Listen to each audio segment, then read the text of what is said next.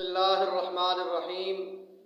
मेरे इंतहाई मुअज़्ज़ज़ मुकर्रम सामीन किराम, ये जो कुरान मजीद है ये ज़ाब्ता-ए हयात है, ये हिदायत की किताब है। अल्लाह रब्बुल इज़्ज़त ने सारे इंसानों, जिन्नों, मर्दों, औरतों के लिए जो आखिरी किताब उतारी है, जो आखिरी हिदायतनामा उतारा है, वो कुरान मजीद है। इसके बाद न कोई नबी आएगा, न कोई और सहीफ़ा, न कोई किताब उतारी जाएगी। ये जो कुरान मजीद है ये समंदर है, और कुरान मजीद और काबा ये दो ऐसी चीज़ें हैं, जब तक ये कायम हैं उस वक़्त तक क़यामत नहीं आएगी। जब काबे को मिस्मार कर दिया जाएगा, जब लोग उठेंगे, कुरान मजीद के हुरूफ को उठा लिया जाएगा, अब क़यामत आ जाएगी। ये जो कुरान मजीद है जब तक बाकी रहेगा किसी भी बस्ती में, किसी भी इलाके में, किसी भी शहर में, किसी भी मुल्क में, वहाँ बेदीनी नहीं आएगी और वहाँ क़यामत नहीं आएगी। कुरान मजीद के बड़े बड़े आशिक गुजरे हैं।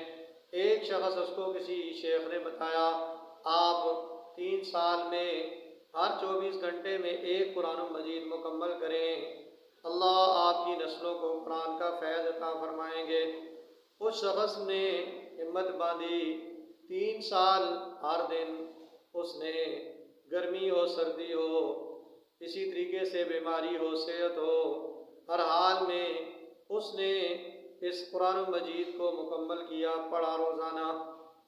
उसका फैज़ ये जारी हुआ उसकी नस्लों में, उसकी नस्ल का हर बच्चा, हर बच्ची, उसके पोते, उसकी पोतियाँ, उसके नवासे, उसकी नवासियाँ 7 साल की उम्र को पहुँचते थे, हर एक को कुरान मजीद याद हो जाता था। इसी तरीके से एक अजीब वाक़या लिखा है कुरान मजीद के अदब का। एक शख्स था, वो मेहमानों की मेहमान नवाजी किया करता था। लोगों ने उसको बस्ती से निकाल दिया, वो अपने शेख के पास चला गया। शेख ने कहा, आप आराम कर लें, रात का वक़्त था। थोड़ी देर आराम किया। आराम करने के बाद पता चला कि मेरे जो पाँव थे कुरान मजीद की तरफ थे। बड़ा ही रोया, अल्लाह से तौबा इस्तिग़फ़ार की, माफ़ी मांगी। शेख को ख्वाब आया। शेख ने बताया कि अल्लाह ने आपकी आउज़ारी को कबूल फरमा लिया है, और आपने जो कुरान मजीद का अदब किया है, इसकी वजह से अल्लाह आपको बादशाहत अता फरमाएंगे जो आपकी कई नस्लों तक चलेगी। वो हैरान हुआ शख्स, मैं तो ऐसा लाचार आदमी हूँ कि मुझे तो बस्ती से निकाल दिया गया है और मुझे अल्लाह बादशाहत अता फरमाएंगे। अब वो शेख के पास से निकला। रास्ते में कुछ बंदे थे, उन्होंने इसको अपना अमीर मुकर्रर कर लिया। उन बंदों को लेकर जहाँ जहाँ से ये गुजरता, वहाँ वहाँ अल्लाह उसको फतह अता फरमाता।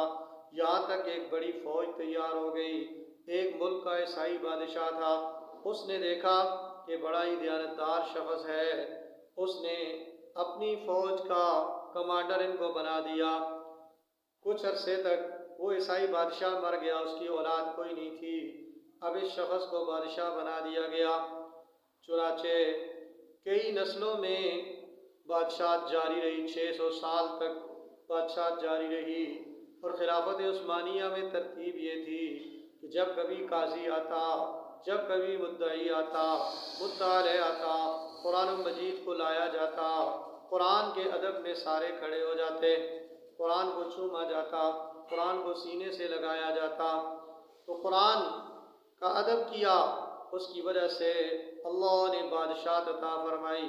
इसलिए हम सब भी नियत करें कि इंशाअल्लाह इस कुरान मजीद को सीखेंगे, इस पर अमल करेंगे, इसको दूसरों तक पहुँचाएँगे, इसकी तिलावत करेंगे और इस पर ईमान लाएँगे। अल्लाह मुझे भी तौफीक अता फरमाए, अल्लाह आपको भी तौफीक अता फरमाए।